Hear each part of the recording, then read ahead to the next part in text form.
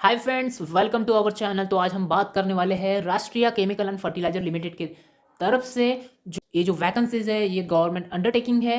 तो आज हम बात करने वाले हैं इसके नंबर ऑफ पोस्ट के बारे में और कितनी पोस्ट है और टोटल पोस्ट और एजुकेशनल क्वालिफिकेशन के बारे में। तो आप अगर हमारे चैनल पे अगर नए हो तो इसको लाइक, कमेंट और शेयर और सब्सक्राइब करना ना भूलिए, क्योंकि इसकी नोटिफिकेशन आपको पहले मिलती जाएंगी और जो न्यू जॉब के अपडेट आते हैं उसके बारे में आपको पता चलते जाएगा। तो चले चलते हमारे फॉर्म की तरफ। जैसे कि यहाँ पे आपको दिख रहा है जो हमारा राष्ट्रीय केमिकल एंड फर्टिलाइजर के तरफ से।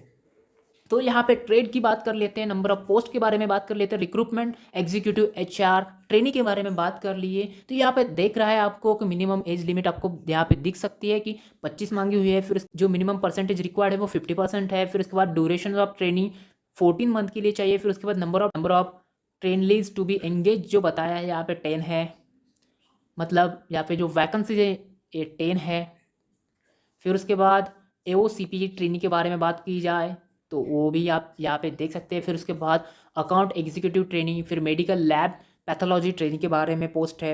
यहाँ पे नंबर ऑफ पोस्ट 5 है उनके बारे में। फिर उसके बाद diploma chemical, diploma computer, diploma electrical और डिप्लोमा मैकेनिकल, ऐसे पोस्ट के नाम हैं जो यहाँ पे आप अगर यहाँ पे एलिजिबल हो और आपने ये किया होगा तो यहाँ पे ज़रूर आप इसको अप्लाई कर सकते हो। फिर उसके बाद टोटल पोस्ट जो है 104 पोस्ट है, तो यहाँ पे आप अप्लाई कर सकते हो एज पर यूर एजुकेशनल क्वालिफिकेशंस।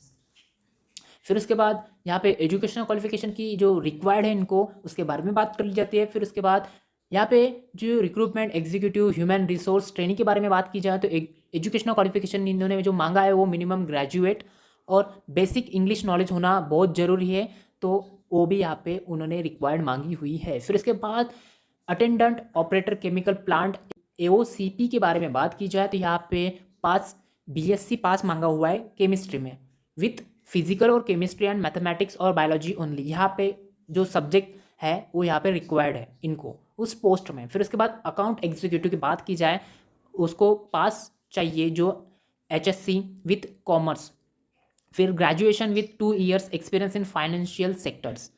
यहाँ पे फाइनेंशियल सेक्टर में आपको कम से कम 2 ईयर्स का एक्सपीरियंस होना चाहिए, तभी आप एक अकाउंट एग्जीक्यूटिव में अप्लाई कर सकते हैं। इसके बाद BCom, BBA, graduation with economic मांगा हुआ है। ये यहाँ पे आप जिस कैटेगरी में हो वहाँ से डायरेक्टली आप अप्लाई कर सकते हो। फिर उसके बाद मेडिकल लैब टेक्नीशियन पैथोलॉजी जो है, इन्होंने इसमें जो एजुकेशन मांगा हुआ है वो है HSC पास मांगा हुआ है। फिर उसके बाद विथ साइंस एंड मैथमेटिक्स। फिर उसके बाद अलग पोस्ट के बारे में जो बात की जाता है उसमें जो डिप्लोमा केमिकल है वो स्पेसिफिक आप जिसमें डिप्लोमा किए हो उसी की आपको डिप्लोमा मांगा हुआ है। फिर उसके बाद चलते हैं हमारे एलिजिबिलिटी क्राइटेरिया की तरफ, जो इस कैंडिडेट इसको अप्लाई कर सकते हैं। अगर यहाँ पे बताया हुआ है इस फॉर्म के तहत हम बताने जा रहे हैं कि अगर आपकी एज 18 के नीचे है तो आप यहाँ पे अप्लाई नहीं कर सकते।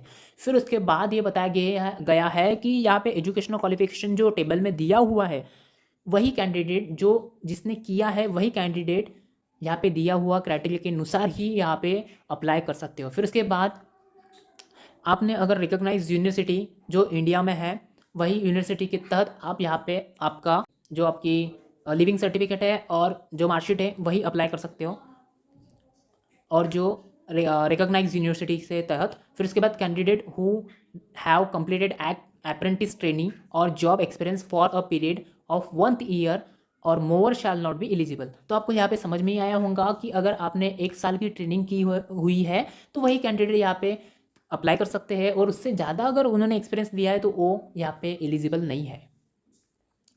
यहाँ पे बहुत सारे स्टेप दिए हैं तो यहाँ आप यहाँ से आराम से पढ़ सकते हो। फिर उसके बाद जैसे जो कैंडिडेट है जो पासिंग फाइनल ईयर्स मार्कशीट जो है वो रिक्वायर्ड एजुकेशन मांगा हुआ है, जैसे 1/11/2020 तक के ही मांगा गया है, उसके आगे नहीं। और चाहिए जो गैप हो 3 ईयर्स के ज़्यादा नहीं होने चाहिए, ये यहाँ पे बताया गया है। फिर उसके बाद स्टाइपेंड की बात की जाए तो यहाँ पे इन्होंने स्टाइपेंड भी दिया हुआ है, और कोई अलाउंसेस, एक्स्ट्रा अलाउंसेस और आपको कोई अकोमोडेशन की बात की जाए तो वो भी आपको मिल जाएगा, यहाँ पे ऐसे बताया गया है। और आप इस फॉर्म की जो लिंक है मैंने डिस्क्रिप्शन बॉक्स में दे चुका हूँ। फिर इसके बाद इसकी डायरेक्टली अप्लाई करने की जो लिंक है वो भी मैंने आपको डिस्क्रिप्शन बॉक्स में दे चुका हूँ, तो वहाँ पे जाके आप डायरेक्टली अप्लाई कर सकते हो। फिर उसके बाद स्टाइपेंड की बात की जाए, क्लास XI जो यहाँ पे दिया हुआ है जो RDSDE के तहत यहाँ पे देख सकते हो।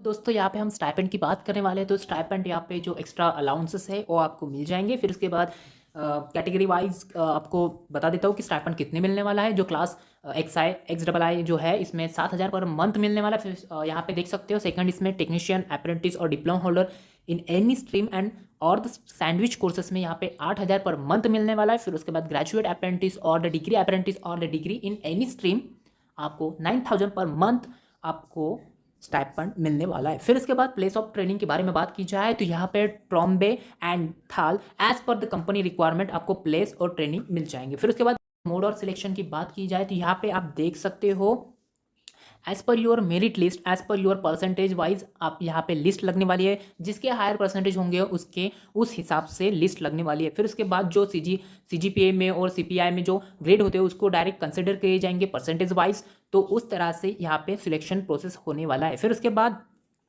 ट्रेड ऑफ ट्रेनिंग यहाँ पे कुछ नोट्स भी दी हुए हैं, जैसे कि ट्रेड ऑफ ट्रेनिंग जो होता है यहाँ पे अगर वो सिलेक्शन हो जाए तो यहाँ पे 1 वीक में उसको ज्वाइन होना है। नहीं हुआ और कैंसिल कर दी तो जो वेट लिस्ट कैंडिडेट है उनको बुलाया जाएगा और उनको लिया जाएगा। और किसी के इसमें इन केस अगर कैंडिडेट जो हायर क्वालिफिकेशन मतलब उसके जो मार्क है वो सेम मिल जाए तो उनका जो सिलेक्शन प्रोसेस होगा वो होगा डेसिमल पॉइंट वाइज और हायर एजुकेशन के तहत होगा। फिर उसके बाद हाउ टू अप्लाई की बात की जाए तो यहाँ पे देख सकते हो सबसे पहले स्टेप नंबर 1 आपको वेबसाइट www.rcfitd.com पे जाना है। फिर उसके बाद click on recruitment and then click on engagement of trade apprentice 2020 पे क्लिक करना है। यहाँ पे टोटली कैसे कैसे अप्लाई करना है ये भी मैं यहाँ पे दिया हूँ, जैसे आपको डिस्क्रिप्शन बॉक्स में आप जाके वापस टोटली पढ़ सकते हो। फिर उसके बाद हम बात की तो इम्पोर्टेंट डेट्स की, तो ये जो फॉर्म स्टार्ट हुआ है वो 31/7/2021 से स्टार्ट हुआ है और लास्ट डेट जो इसकी जो ऑनलाइन अप्लीकेशन की है वो है 7/8/2021 की। तो गाइज आप जल्दी से जल्दी अगर इस कैटेगरी में पोस्ट में बैठते हो तो आप जल्दी से जल्दी जाके इसको अप्लाई कीजिए। फिर उसके बाद इम्पोर्टेंट इंस्ट्रक्शन की बात की जाए तो आप यहाँ पे अप्लीकेशन फॉर्म जब भरेंगे तो वहाँ पे आपका valid email ID, valid phone number वहाँ पे डालना है। फिर उसके बाद जो कैंडिडेट है, जो सिलेक्शन ट्रेनी है, उसको अपना जो आधार कार्ड है वो बैंक के अकाउंट से लिंक होना चाहिए और नंबर भी बैंक से लिंक होना चाहिए और हमेशा उसके साथ पैन कार्ड रिक्वायर्ड है। फिर उसके बाद यहाँ पे देख सकते हो जब भी आप अगर सिलेक्शन होते हो तो आपको इस कंपनी के तहत आपको कभी भी ओरिजिनल डॉक्यूमेंट मांग सकते हैं, तभी आपको ओरिजिनल डॉक्यूमेंट इनको दिखाने हैं। बस यही इम्पोर्टेंट इंस्ट्रक्शन दी हुई है, तो आप यहाँ पे इस पेज पे जाके आराम से इसको पढ़ सकते हो। और दोस्तों यही बोलना चाहूँगा कि बहुत अच्छी रिक्रूटमेंट है, आप यहाँ पे अप्लाई कर सकते हो। प्लीज़ आपको इसको लाइक, कमेंट, शेयर करना ना भूलिए और चलो मिलते हैं अगली वीडियो में।